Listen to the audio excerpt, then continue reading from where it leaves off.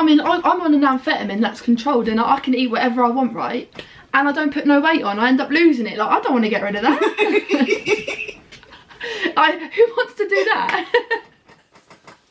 That's the best positive you can get out there. I mean,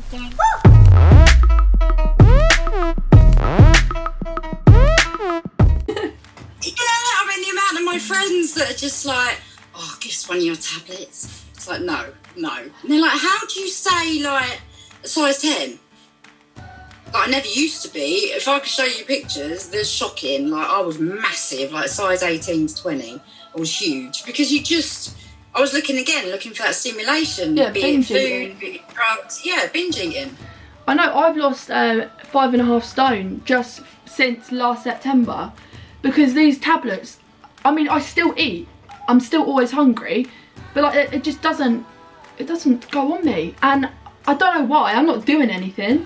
But it's just gone. I think it's our it just boosts our metabolism, I think. Yeah.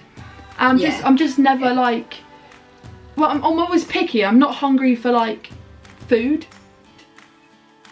It's always like, oh, I've got to have a Kit Kat, and that'll fill me up for the whole day. But like, if I used to eat a Kit Kat, I used to put on like 20 bloody pounds just from eating that. But it's just, yeah, there's definitely good things about ADHD, but I mean, I think people need to realise how badly affected we are from it. Do you know what I mean?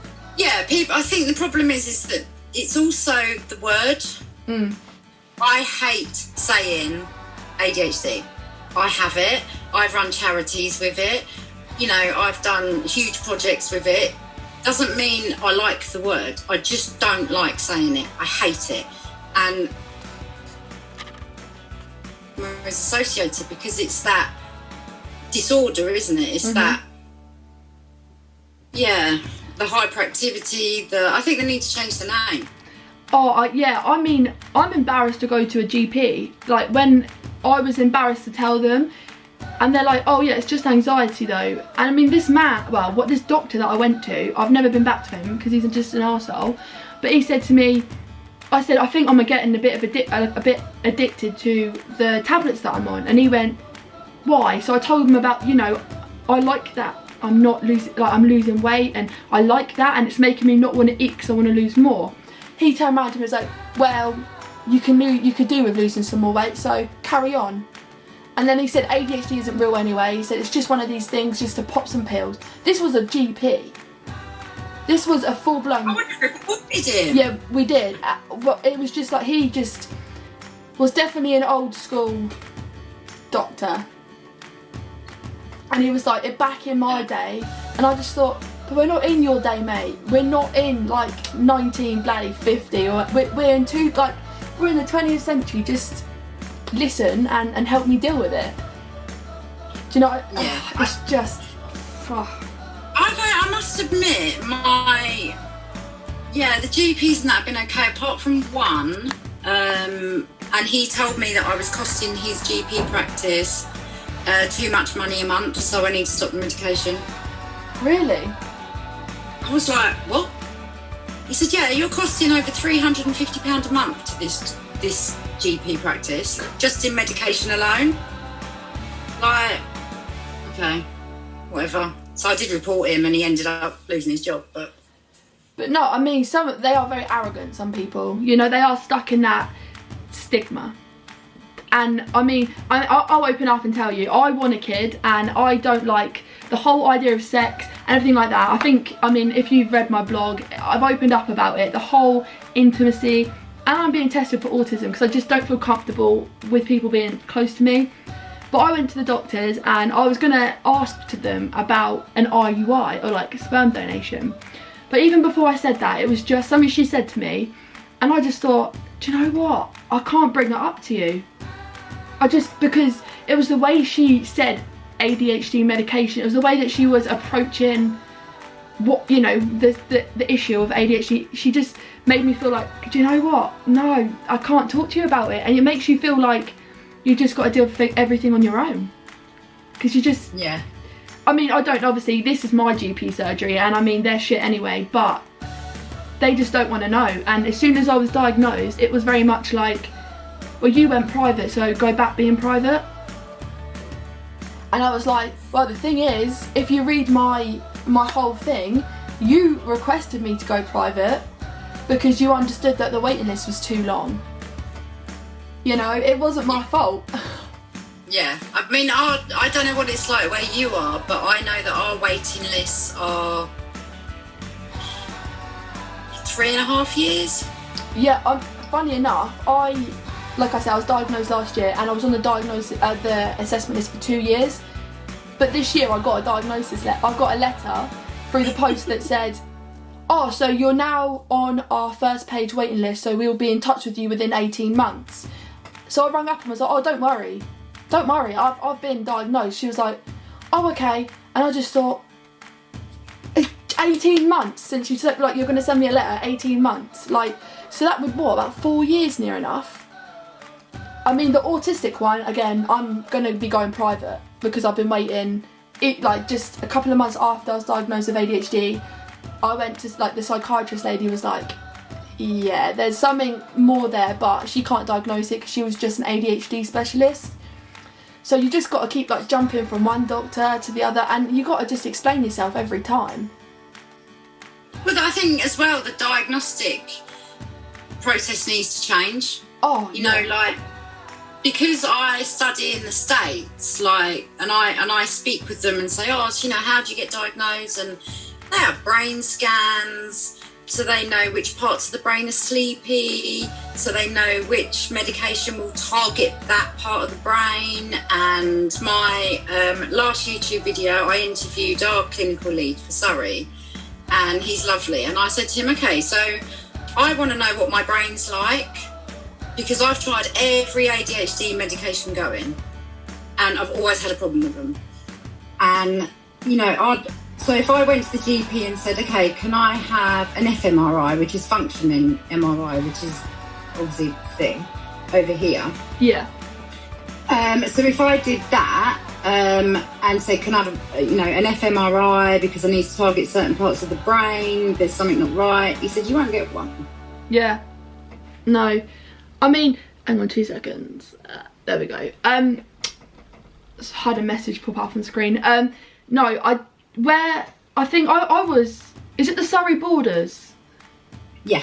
Yeah, I've been, that's where I was referred to. Is it Basingstoke? Oh, because you're Hampshire, yeah.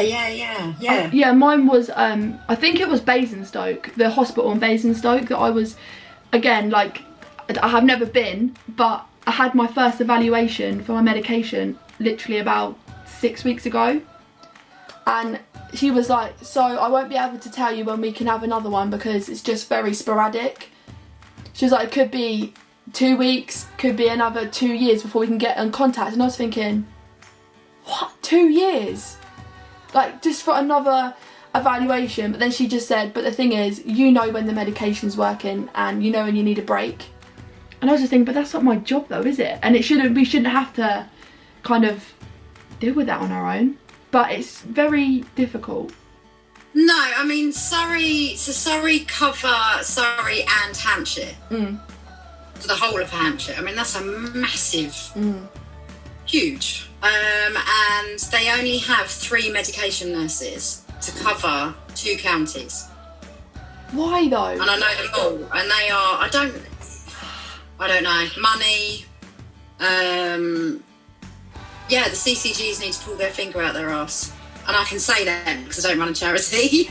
No, but they do. And even CAMS and that, you look at them and they want to help. They generally do. There's nurses, I don't know what they're called, but the specialists. And they say we see so many parents come in here that are on, the edge and they need help. And all they can say is, this is our free helpline.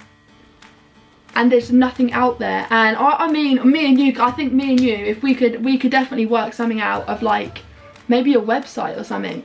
I mean, I think with you, I think we're going to gel really well because we get on and that's good. You remind me of me, honestly, when I first started, following you on social media and YouTube, and I was just like, oh my God, you just remind me of me when I was first diagnosed. So passionate, so like, I've got to do this. I need to like save the world and help everybody. And, you know, now I know what's wrong with me. And, you know, so I've been diagnosed 6 years, but I spent the first 2-3 years completely wearing myself out. And, you know, sometimes, like I messaged you the other night, like sometimes I watch you and I'm just like, just breathe, just slow down. Like, you're going to burn yourself out. Yeah, no, I mean, sometimes I need that though, because like, I think, oh, YouTube, it's going to take off, you know, ADHD is one of those things that a lot of people want to know about. But the thing is, I spend hours and hours editing videos and, you know, drawing and getting my stuff out there. But there's so many people out there trying to do the same thing that it's impossible sometimes. It feels like you may as well just run into a brick wall because there's just nothing you can do really to get yourself out there. No, it's either, you know, it's either going to take or it's not. And, you know, obviously I did the YouTube. The first video was not supposed to be on YouTube. That was actually supposed to be shared to our Facebook group to announce that we were closing the charity, because I felt I'd rather do it for a video than I would just put in a statement. I think that's wrong. And we support thousands of parents, you know, and so I put it on YouTube, and next thing I know, over 500 views, like in the first 24 hours, and I'm like, what? Whoa. Like, I had every intention of deleting that channel, and then it just took off. So everyone was like, you need to do this, like, there's a need for it. And, you know, so I started doing it, and then the views were crap. And I just think, where have I gone wrong? What? The first video was shocking. I was sitting in a shed, right, with no lighting, no nothing, just literally pouring my heart out, you know, crying. And yeah, maybe that's why, I don't know. And then I just started putting the effort in, and then it just didn't take off. Oh, exactly. I mean, I see some other YouTubers and I think, oh, I'm going to do the same video, just make it my own, kind of title it the same as what they've done, and the views are nothing compared to what they've got. And you think, but to be honest, I'm doing more editing, I'm going more in depth, I'm talking more about myself, it doesn't sound as scripted as what theirs sound like. Where am I going wrong? The thing is, I think people pick and choose. I don't think it's personal. I think they just think, oh, I've heard that before. I think as well, people don't, you know, when I first started the YouTube channel, I thought, do you know what, I'm going to be me. I found it very difficult to be me because we mask, you know, we do a lot of masking. I call it the Wurzel Gummidge effect, because you have different heads. I have different heads to go into different places.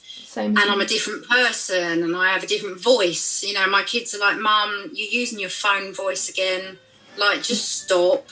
You know, I have different voices, and I just thought, you know what? Maybe no. Actually, I'm just going to be myself. But I still couldn't, because I knew it was public. I knew it was going out to all these people, so I was just putting on this pretense again. And like, even now, like, I have thought about it. I haven't posted another video for a while, but I have thought about it and thought, do you know what? I'm just going to go on there, no lighting, no makeup, just be me, just be vulnerable, just be who I am, and see how that goes. And if that doesn't go, then give up. I mean, you can have this video as well. I mean, I'll edit it and you can share it on your page. I mean, it doesn't really bother me, but it's like, I think people do like it when we are vulnerable.